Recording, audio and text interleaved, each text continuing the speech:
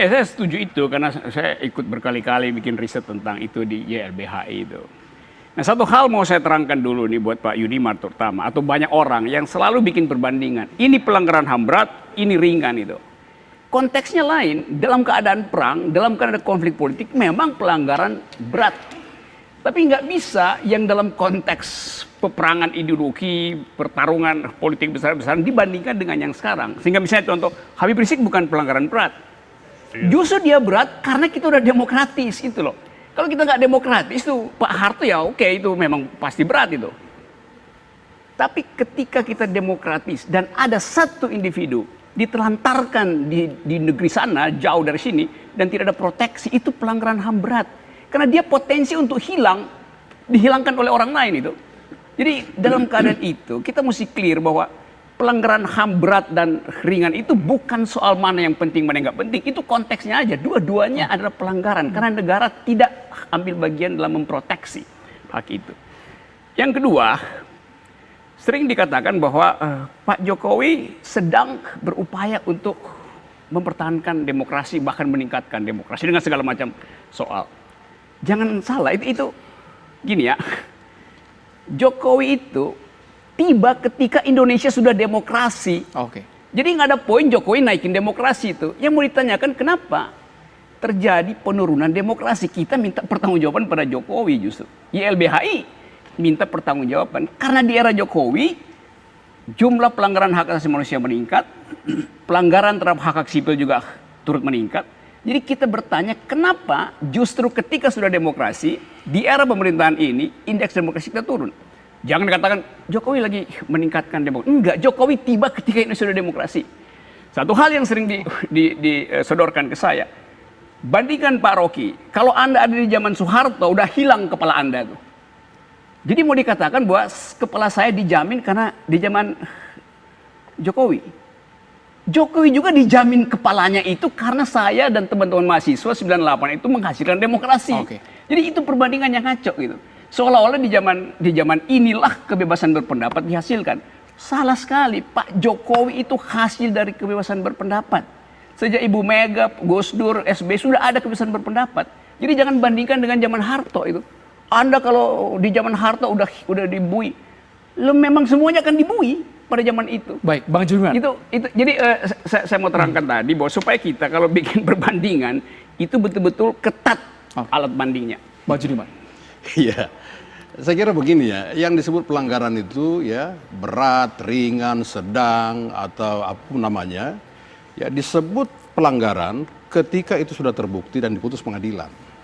Nah kalau tadi dalam indeks dari YLBH itu ya dan termasuk pernyataan dari Bung Rocky mengenai ditangkap, ditahan, tersangka, ya kalau tidak begitu bukan YLBH namanya. Ya itu bukan Bung Rocky namanya, kan begitu. Tapi semua ini tentu masih dalam koridor hukum. Kalau misalnya ya 380 tersangka, 19 ditahan, tentu ini unsur sudah memenuhi menurut saya. Tidak mungkin juga penegak hukum itu melanggar hukum, Pak. Ya, di negara ini tidak dikenal melanggar hukum, menegakkan hukum dengan cara melanggar hukum tidak dikenal di sini, Pak. Nah kalau seseorang merasa hak dia dilanggar, silahkan ajukan upaya hukum, Pak. Ada pra-peradilan. Dari awal sudah saya bilang. Bisa menggugat ke pengadilan, saya sudah pernah lakukan itu Pak, atas klien saya. Terbukti Pak, pengadilan memutuskan memang hak klien saya dilanggar Pak. Ada wadah-wadah hukumnya Pak, jalankan itu. Jadi kita tidak perlu bicara kemana-mana. Ada Pak, ini negara hukum, restart. Lakukan segala sesuatu dengan jalan hukum. Pada restart ada alurnya masing-masing harus Iya dipatuhi.